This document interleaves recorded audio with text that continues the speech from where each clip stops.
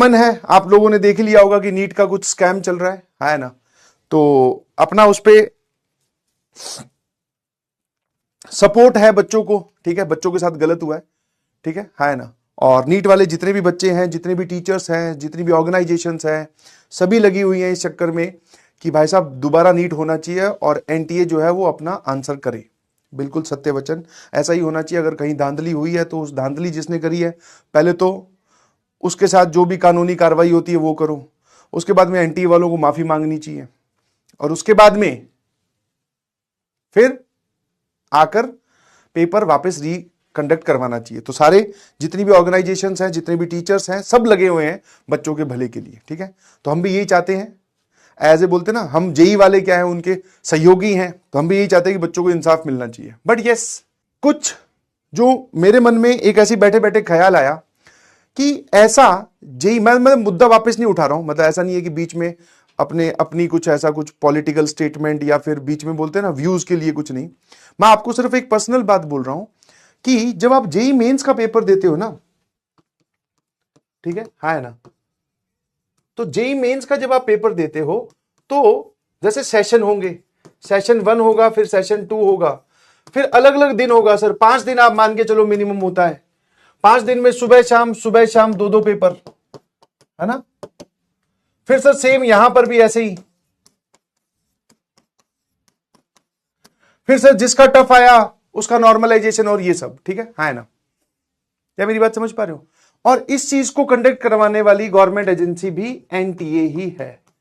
अब जैसे कि यहां पर दिक्कत जो आ रही है ना, मेन जो बच्चे बोल रहे हैं कि सर एक मूवमेंट पे मतलब नीट में जिसके 640 मार्क्स आते थे out of 720, that is very good score, और उसको आराम से गवर्नमेंट मेडिकल कॉलेज और सीट मिल जाती थी, अच्छी रैंक भी आ जाती थी शायद, जितना मुझे पता है, या फिर आप 650 670 तक चले जाओ।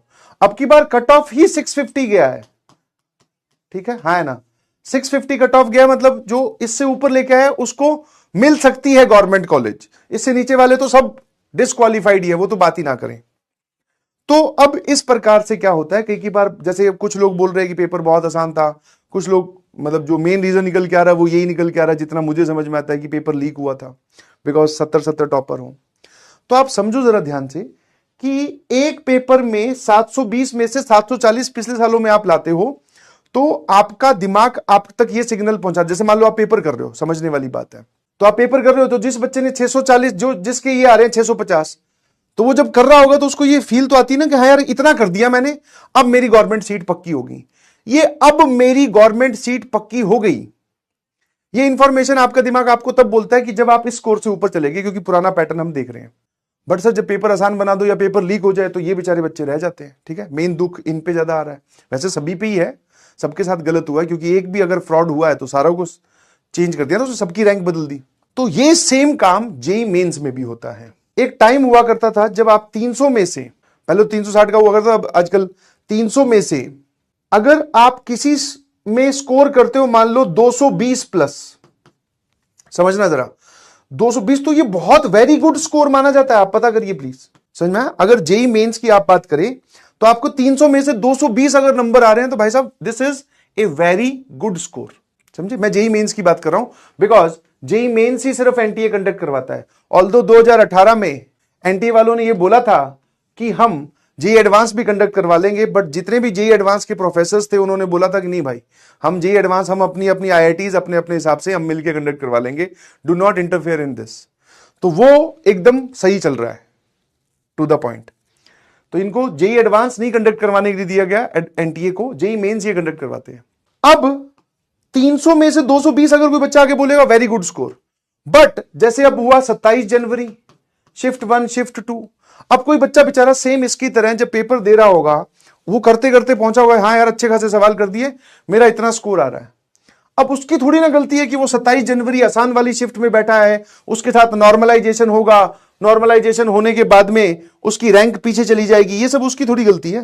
तो ये उसकी गलती थोड़ी है कि उसने, अगर आपके साथ भी ऐसा हो सकता है तो बी अवेयर ऑफ दिस, ठीक है ना। तो अब इसमें सर हम क्या कर सकते हैं, तो बेसिकली तुम अपने तरफ से तो कुछ नहीं कर पाओगे, क्योंकि तुम्हें नहीं पता होगा कि तुम्हारी कौन सी शिफ्ट में पेपर आएगा, तुम्हारी शिफ्ट का पेपर आसान है कि मुश्किल है, क्योंकि मान लो अब एक शिफ्ट ऐसी बना दी, जैसे 1 फरवरी वाला पेपर था, पूरे साल की जर्नी में टीचर ने बोला कि भैया 200 से ऊपर नंबर ले आना, 200 से ऊपर नंबर ले आना, तेरा सब बढ़िया हो जाएगा, तेरे को बढ़िया एनआईटी मिल जाएगी। एक शिफ्ट ऐसी बना दी कि बच्चे का 170 ही आ रहे हैं। अब जब ये 170 वाला पेपर दे रहा होगा और रिजल्ट आने तक जब ये घर पे अकेला रहा होगा, इसका कितना कॉन्फिडेंस कम रहा होगा कि सर ने बोला था यार 200 से ऊपर लेके आने, तब हम सेफ जोन में है, मैं तो 170 ही ले पाया। हाँ चलो, बाद में नॉर्मलाइजेशन होकर और ये सब चीजें होकर रैंक आपकी एक अच्छी आ गई। अगर आपकी शिफ्ट का पेपर टफ है तो ये लेके आ रहा है, इसकी रैंक तो बढ़िया आ रही है, ये लेके आ रहा है, इसकी रैंक कम आ रही है, तो ये सब है ना मिसमैच सा है, मिसमैच, कहीं पर कुछ नहीं है। एक टाइम हुआ करता जिसमें ये भी बोला जाता था कि यार ये वाले चैप्टर्स इंपॉर्टेंट है, इन पे फोकस करो। अब कोई पैटर्न नहीं है, कोई डिस्ट्रीब्यूशन नहीं है। किसी किसी शिफ्ट में तो कोऑर्डिनेट ज्योमेट्री के 5 सवाल आ गए, किसी शिफ्ट में कोऑर्डिनेट ज्योमेट्री का एक भी सवाल नहीं आया। नहीं समझे? तो अब इसको अब नहीं समझ में आ रहा, अब अपने क्या करें, इसका क्या करें। तो मैं आपको यही बोल रहा हूं भाई कि आप अपनी तैयारी है ना जी जान लगाकर कीजिए। ये ऐसे ही चलता रहेगा, आई डोंट थिंक कि ये कभी चेंज होगी। और इसमें जेई मेंस में तो ये चलता है। ऑल्दो एक बढ़िया स्टेप जहां पर अप्रिशिएट करना चाहिए वो ये है कि सेशन 1 सेशन 2 थ्रू किए कि अगर कोई बच्चा यहां फंबल हो तो यहां अपने आप को संभाल ले 2 महीने के गैप में। ये एक बढ़िया स्टेप है। बट अभी भी ये वाली जो चीजें हैं ना, ये बड़ी परेशान कर रही हैं। तो तैयार रहिएगा प्लीज। हाँ, आपको पेपर अटेम्प्ट करना सीखना। अब जब से ये शिफ्ट वाली चीजें हुई है तो आप अब ऐसा नहीं बोल सकते कि सर मैट्रिसेस डिटर्मिनेंट छोड़ जाऊंगा। नहीं भाई, पता चला तेरी शिफ्ट में मैट्रिसेस डिटर्मिनेंट के 2-2 3-3 सवाल आगे, फिर जाके किसको बोलेगा। तो अब आपको थोड़ा सा वाइड एंगल से तैयारी करनी पड़ेगी कि आपकी शिफ्ट में कोई सा भी सवाल परोसा जा सकता है। और एक और छोटी सी बात बोलूंगा प्लीज, ठीक है? आप जब भी पेपर दे के आए, मेरी आपसे रिक्वेस्ट है, वैसे तो ये बात आपको 1 साल बाद में यूज करनी है या करीबन दिसंबर में, जनवरी में यूज करनी है। कोई भी पेपर आप दें, कैसा भी हो, प्लीज आप अंदर से परेशान ना हो, ठीक है? हाँ है ना? बोलना बहुत आसान है, करना बहुत मुश्किल है। I believe and I understand this. But देख रहा हूं कि बहुत सारे बच्चे परेशान हैं अपने नंबर्स को लेकर। बाहर नीट वाले भी बेचारे, और जो अभी प्रिपरेशन इस साल कर रहे हैं वो भी अपने नंबर्स को लेकर। परेशान मत होइए प्लीज, ठीक है? और परेशान ना होइए से मेरा मतलब है कि ज्यादा अपने दिमाग पे नंबर्स को मत हावी होने दीजिए, ठीक है? कुछ ना कुछ रास्ता निकल आएगा। आप अपनी गलतियां पहचाने, आगे बढ़े, रिलैक्स रहिए प्लीज। ज्यादा उलझुल कुछ नहीं सोचना है, समझ गए? है ना? ठीक है, ठीक है ना? समझ में आया कि नहीं समझ में? बस तुम्हारा फोकस ये होना चाहिए कि जो पढ़ाया जा रहा है वो समझ में आ रहा है, क्वेश्चन मैं सॉल्व कर रहा हूं, प्रैक्टिस कर रहा हूं सर, अपनी तरफ से जी जान जोग रखी है। बट एक खुश होकर, बिना किसी बोझ के, बिना किसी परेशानी के मैं मेहनत कर रहा हूं या मेहनत कर रही हूं, बस that is the ultimate aim. इससे आगे आपकी जो किस्मत है वो डिसाइड करेगी। आप ज्यादा मत सोचिए प्लीज, ठीक है? हाँ, अब मैं वो टॉपिक बोलना नहीं चाह रहा हूं, बट वही है ना, उसको अवॉइड भी नहीं कर सकते। कुछ बच्चे रास्ते से हटकर कुछ गलत स्टेप्स ले लेते हैं। अब मैं उनकी सिचुएशन तो अंदर से नहीं जान सकता कि उनको क्या सोचने लगा ऐसा, या फिर वो किस बात में ऐसा उलझ गए। ऑब्वियसली यही होगा कि मैं नहीं कर पाया, मैं नहीं कर पाई। तो मेरी आपसे इतनी सी रिक्वेस्ट है, प्लीज ऐसा कुछ आपके दिमाग में आए तो talk to your parents, talk to your teachers, अपने दोस्त से बात कीजिए, ठीक है? रिलैक्स रहिए प्लीज। जेई और नीट में सिलेक्शन होना या ना होना, ये आपकी जिंदगी का एक हिस्सा है। ऑब्वियसली मेहनत बहुत ज्यादा की है, सिलेक्शन ना होने पे सर बहुत बुरा लगता है, बट वो बहुत बुरा इतना नहीं लगना चाहिए कि आप, ठीक है? हाँ, बुरा लगेगा, थोड़ा हम सह लेंगे, थोड़ा झेल लेंगे, थोड़ा भूल लेंगे, but yes, that is not the end of the story. समझ पा रहे हो? और ये बात आप तभी जान पाओगे जब आप इस एज में आ पाओगे। नहीं समझ रहे हो? तो इसीलिए बार बार आपको एक्सटर्नली क्यों बोला जाता है ये कि भाई कुछ और नहीं सोचना है, नहीं हुआ कोई बात नहीं, हो जाएगा किसी ना किसी दिन, और बढ़िया कुछ हो जाएगा, टेंशन बिल्कुल नहीं लेनी है। ये क्यों बोला जा रहा है बार बार टेंशन क्यों? क्योंकि कुछ बच्चे ले रहे हैं ज्यादा टेंशन, परेशान रहते हैं 24 घंटे। नहीं परेशान रहना है, हो जाएगा, रिलैक्स रहो, थोड़ा कर लो, कोई बात नहीं। नहीं हो रहा, एक दिन का ब्रेक लो। 2 महीने हो गए ना भाई पढ़ते पढ़ते। आज क्या तारीख है? 9 जून है ना? 9 जून है आज, सॉरी कितनी जून है? वाह भैया वाह, 6 जून है आज। करीबन 1.25 महीने हो गए अच्छे से लगे हुए सर, हम कर भी रहे हैं। एक दिन का सर ब्रेक ले सकते हैं क्या? बिल्कुल ले सकते हैं, खुली छूट है एकदम। संडे आ रहा है, बढ़िया एकदम चिल। अपने आप को ब्रेक देते रहिए और ये बात अपने आप को भी समझाओ। जहां जहां मुझे मौका मिलेगा, जहां जहां मैं कर सकता हूं, मैं आपको जरूर समझाऊंगा, बट अपने आप को भी जरूर समझाइए प्लीज। ठीक है ना? ये सब पार्ट हैं, ये सब सिलेबस के पार्ट हैं, और सिलेबस का पार्ट जेई का पार्ट है। जेई आपकी जिंदगी का पार्ट है।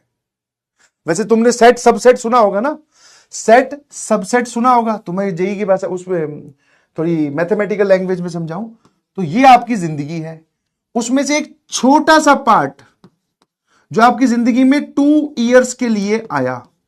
जिंदगी अगर मान के चलें आज के हिसाब से कितने सालों की थी सर? 80 सालों की मान लेते हैं, या चलो 70 साल की मान लेते हैं। 70 साल में से 2 साल के लिए सर हमारे जेई का प्रिपरेशन, या 3 साल के लिए आया, तो ये आपका सुपर सेट है भाई। तो ये थोड़ी ना सुपर सेट है, तुम इसके अंदर थोड़ी बैठे हो, इसके अंदर बैठे हो। और भी बहुत सारे सेट आएंगे सर, नौकरी आएगी और जिम्मेवारियां आएगी, शादी होगी, दोस्ती हमारा एक एंगल है, हमारा परिवार है, बिजनेस कुछ करेंगे, कोई खुद का कुछ स्टार्टअप करेंगे, बहुत सारी चीजें हैं। इससे बाहर निकल जाओ, कोई बात नहीं।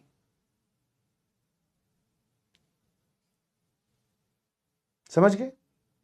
बस इतना से समझाना चाह रहा हूं। हाँ, क्रिकेट है, सारी चीजें हैं, डिस्ट्रैक्शन है ना? अब है तभी तो अपना टाइम ले जाती है। ये डिस्ट्रैक्शन है, मूवी है, कुछ ना कुछ है, तो ये सारे एंगल्स हैं। तुम इस पे ही, तुमने पता क्या किया, इसको उठाकर ये जेई बना दिया। लो भैया, जैसे जेई के अंदर हमारी जिंदगी है, नहीं, उल्टा है। Your JEE journey is a part या subset of your life. Your life is not a subset of your JEE preparation. ठीक है?